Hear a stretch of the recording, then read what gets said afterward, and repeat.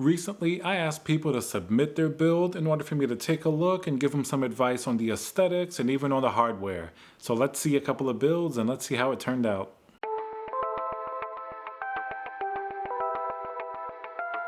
Hey guys, Tiago with Classical Technology here. Thank you for joining me again for another video. Please remember to subscribe, smash that like button, leave a comment below with what you thought and if you'd like to share your build. If you want to send me your info to be featured in a future video, you can send it to me at @classicaltech, or I'm going to leave my email down below. Alright, so let's get started looking at some of these builds. Now the first build we're going to be taking a look at is going to be a really cool, water-cooled, no pun intended, build by Brandon. Now he has a lot of cool stuff going on in this build. You can see he's using that green coolant with a dual reservoir. He has two GPUs in there, both water-cooled. The CPU's water-cooled. So there's definitely a lot here going on. Anytime I do a build like this with so many different elements, one of the things you have to keep in mind is always to try to go for simplicity. Anytime you're trying to do a build like this with so many different elements, it can definitely get a little bit tricky to keep everything controlled and everything looking nice. But a few suggestions that I would have here. One of the hardest things to fix after you've done a water-cooled build is to go back and fix your tubing. I've done so many builds where I did tubing and then I, filled the whole system. Then afterwards, I'm sitting back, I look at it and I'm like, oh, that tube looks a little crooked. So I've gone before and even drained the system just to fix that one little tube. Here, first, I want to commend them for really doing a nice job and trying to do a really big water-cooled system. You always got to give props for that. That's really awesome. The first thing that I would do if it was me, and I know he's been working on the tubes a little bit, I would definitely straighten out these tubes as much as possible. Make sure all the runs are nice and clean. That would definitely really help visually, because sometimes, especially if you have a large run with a fitting, you can really weigh it down a little bit and it can sort of take it out of the aesthetic and out of the symmetry with the rest of the build. Now, if you don't want to use fittings, another suggestion I would have eventually in a different revision of this build, he can definitely try to do tube bending with a heat gun. That way, he's going to be able to get really nice bends and not have to worry about fittings. Often the fittings can weigh down the tubing. I've done big water cooling builds like this too, and I've had fittings, and I've noticed when it's a really heavy fitting, it's going to weigh it down and it's going to be hard to keep a long tube run straight. When you do a bend, it's a little bit easier because then you're just dealing with tube. You don't have sort of that heavy fitting there to bring it down. In terms of the water cooling hardware, he has some really cool stuff going on here with the GPU blocks, the CPU block, and the reservoir. They're all really nice, high quality stuff. And then the only thing he can really do is tweak the tubes, like I said, and maybe just work on that water cooling design a little bit so it's a little bit of a cleaner look. And now with the color scheme that he has going here, it looks like he has a Thermaltake, the blue LED fans, and that's kind of going with the green liquid. Now you can put blue and green together. This bad boy that I have right back here, I actually have a dual loop. It's a green liquid as well as a blue liquid, but it's tricky to combine them. You have to be very careful because sometimes it could be like a lot of different colors going on. In this particular build, if those are the blue LED fans and they don't change color, the only thing he could really do is if in the future maybe he may want to swap out those fans and put out some like blacked out fans, maybe like the Noctua Chromax or even the NB E-Loop fans. Those are fantastic for water cooling and they're very understated and they're black in color. Or he can do a more traditional RGB fan. Now he's gonna have so many choices here. You have Corsair ML fans for radiators that look great. You have Thermaltake RGB fans as well if he wants to stick with that. You have EK Vardar fans that are RGB. At least with those, you don't have to keep them rainbow colored, of course, but let's say he could set them to white or green, which may complement his tubing runs, I think, a little bit better. That would definitely make a nice big difference. Just straighten out the tubes and maybe color match the fans, and then I think you're going to have a killer looking system on your hands here. Another thing you may want to consider in the future is maybe adding some RGB RAM. If you really want to snazzy up your build, you can get one of the little bit more expensive SLI bridges. Asus makes them. There's one by NVIDIA, but the Asus one is going to have RGB. But overall, this is a really cool build, and just a little bit more tweaking, I think you're going to get this build looking absolutely insane. So good job, Brendan.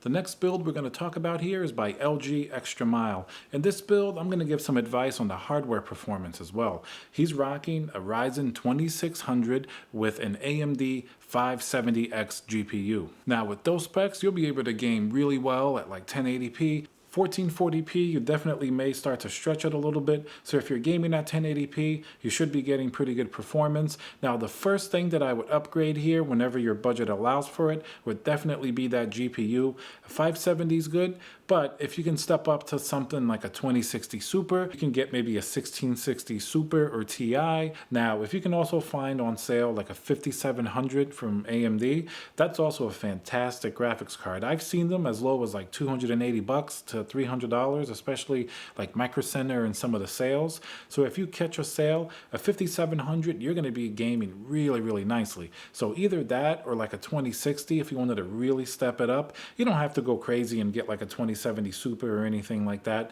But even stepping up to like a 1660 or a 1660 Super or a Ti version, I think you're going to get really nice performance. I would say only after you upgrade your GPU in the future should you really worry about your CPU. Since you're running on Ryzen, you can easily turn that 2600 into something like a 3600 in the future, and I think that would be more than enough. You don't even have to get a 3700 or 3800X. You know, for gaming, if you're not doing heavy content creation, a 3600 would just be amazing, especially paired with something like a 2060 or a 5700 or even a 1660. Everything else looks pretty good. You got some RGB fans in there. That's always one of the most important things. Your power supply is 500 watts. Seasonic is a very good company, so you should be able to run everything that you have in there. Unless you put in a 2080 Ti or something, you're not going to need any more than a 500 watt power supply. You have 16 gigs of RAM, which is really the sweet spot for gaming. You know, that's really nice. It's fantastic. So really the only thing I have to say is just think about upgrading your GPU, and after you're happy with that, you could maybe go to a 3600 or something like that, but otherwise all your components look pretty good. And visually, at least from this one picture that I saw, I really like the fans. I love that sort of look with the purple and the blue colors blending. Make sure the cables are nice and neat, that all your fans are facing the right way. You know, if they're coming in air from the front, you know, exhausting out from the back or maybe the top. And then otherwise, I think the hardware, everything looks pretty good here. So the next one is by Daniel. He just put together his first custom loop, and he has a lot of really awesome stuff going on here. Now, I really like this build. There's like a bunch of things that I really like that are very unique, so I want to commend him for really being creative with the components that he chose. First, he even joked that I could make fun of him for the Noctua fans, that, you know, they're a little bit different colored.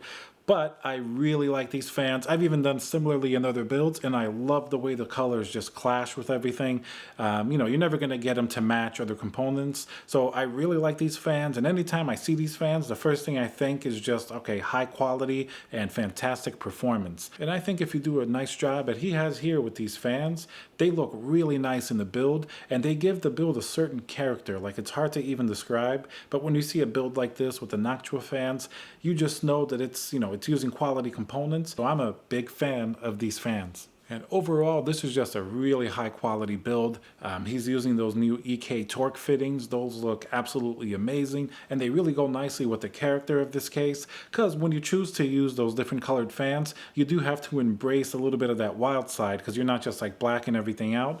So I really love the way that this looks, especially with that black tubing. If that's that ZMT, the zero maintenance tubing, that looks absolutely awesome. That tubing is very, very understated, and I love this type of tubing. I've used it before many times as well. The only thing you could consider doing in the future, now it would change the look, of course, of the black tubes, but the only thing I could really see here is that you see how the black tubes, sometimes they sag a little bit. When you're doing parallel runs like that, it's really hard to keep them straight just because they're a lot softer. Now, if you do hard tubes and you bend the tubes, like this would look absolutely amazing, and I think you could get them really, really straight. I really like that water distribution block that you have back there on the case. That just makes everything, you know, routing all the tubes so much easier. And that's really the only thing I would tell you to do with those tubes is just to do maybe hard tubes and do some nice bends. I'm sure you considered that and you thought about that, because it looks like you took a lot of time to think about the different components in this build. But that's just something different that you can do in the future. Not that the black tube looks bad at all. That would just give you a lot more of a straight line. It would also look really awesome. I also really like your radiator choices here. You have some nice thick radiators. I'm sure the performance is really, really good. The cooling performance should be amazing in this case. This is one of my favorite cases, you know, the Lee & Lee Dynamic XL, because you can fit so much stuff in it, and aesthetically it just looks so awesome from the front and from the side. Now, on the hardware side, I think this is really impeccable. I love the 2080. I think it's one of the best bang for the buck graphics cards in terms of the higher end market. The 2080 Ti is amazing, but often it's like $400 or $500 more, and you're not getting that difference in performance. The 9900 KF is also a superstar in gaming. You know, you can overclock it well over 5 gigahertz. And I really like the motherboard that you use in here because this Asus Gene motherboard is a really sick motherboard. It's known to really overclock well. It's a really good enthusiast motherboard. So while it is smaller than the typical motherboard that you would have in a case like this, it's such an awesome motherboard that I think it's just going to add to the character of this case. And in the future, if you decide to do a smaller build, you always have this motherboard that you can fit in a smaller case. And then here with the coolant, it looks like you use clear, which I get it. It looks like you're trying to do a very understated build and it works really well. The only other thing you could do in the future if you wanted to do the opposite of an understated build is do like the hard tubing like I said, and then maybe in here what would look really nice, you know, maybe a colored coolant that's like a solid color. You know, it could even be like a yellowish or orangish color. I think those look really good in this type of case. Those can still be a little bit subdued. You don't have to go crazy and do like neon purple or neon pink. Overall, I really like this build. I think you're doing perfectly on the hardware side. Everything is really optimized for gaming. This is a really sweet gaming computer, but overall, great job. Now we have another really cool build by Reese. The first thing that I noticed here is RGB fans. You can never start off on the wrong foot by just having RGB fans. His hardware here is very similar to the first build. He's rocking the Ryzen 5, except instead of a 2600, he has a 2400G. That's one of the first things that if he wants to upgrade his hardware, he may consider stepping up to that 3600, which is just an amazing CPU, and it's not really even prohibitively expensive, but that may help him in 1080p in future games. And he's running a 580 AMD card. For 1080p, once again, it's a fantastic graphics card. And just like with the first build, the only things he could really do, he could go to like a 1660 or maybe even a 2060 Super or an AMD 5700, which are going to give him better performance at 1080 and allow him to start playing 1440p if he ever decides to get that type of monitor in the future. Otherwise, his specs look pretty good, and the system actually looks pretty cool as well. I really like that deep, cool CPU cooler. The colors and the design on it is really, really cool, especially with those fans. Now, in terms of aesthetics, you can see a case like this, once again, just like the other build, when it's a little bit larger and you're not doing water cooling per se, you do have some of that free room. So one of the first things I like doing is making sure that all the cables are managed really neatly, and you should consider getting something like CableMod's custom cables. You can even get the extensions that connect right to the cables that you have. You can get them in maybe even like a carbon color or even a different color. Let's say if you wanted to do like a green or a blue theme build, you can get one of those more colored cables, and that way it's just going to help to really bring in aesthetically the look of your case while still keeping it nice and minimal. So really only a couple things that I would change here is maybe just get some custom cables. Those are really going to make your build look very, very nice.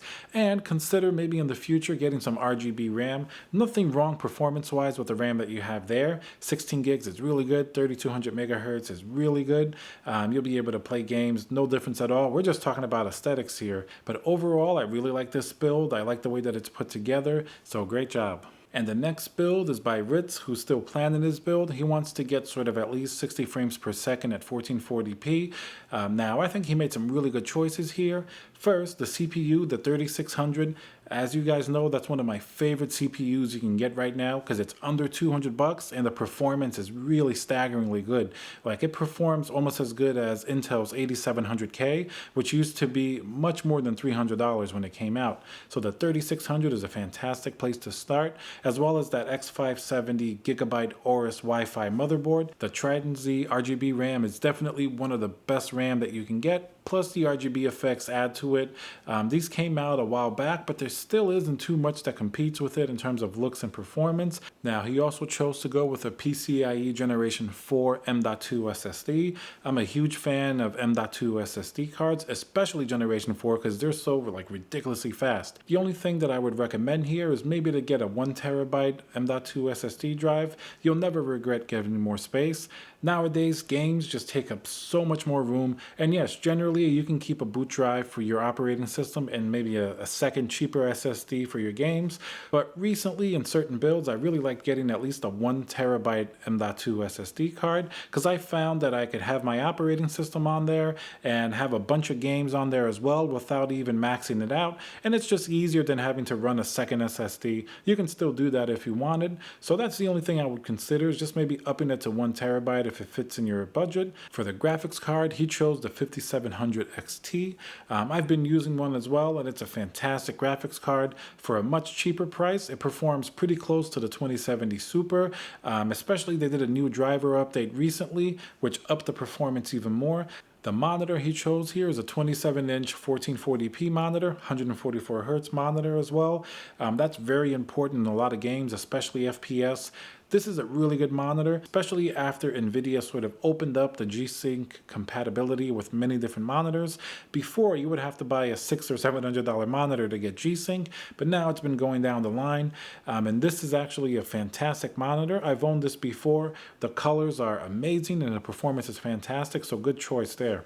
He chose a very nice Seasonic power supply as well. It's fully modular. That's definitely one of the most important things that you can do. That way you can get yourself some nice custom cables and really keep the cable management in your PC nice and neat without a bundle of cables everywhere. His case is the NZXT H210i. NZXT make fantastic cases. This is a nice small case, so I think you should do really well with this case as well. The only other alternative I would recommend is maybe like the Fractal Design Meshify C Mini, which is right around this price. It might even be a little cheaper. You may be able to find it for like $89 to $99. That case I loved building in. Alright guys, thank you very much for watching, and I want to give a big thanks to everybody who sent me their specs and their builds and pictures. I really love looking at these, and I want to make this a consistent sort of segment on my channel. So if you guys have a build that you want me to take a look at and possibly feature in a future video, you can send it to me at @ClassicalTech on Instagram, or you can email me. I'm going to leave my email and Instagram down below, and I'll see you guys on the next video.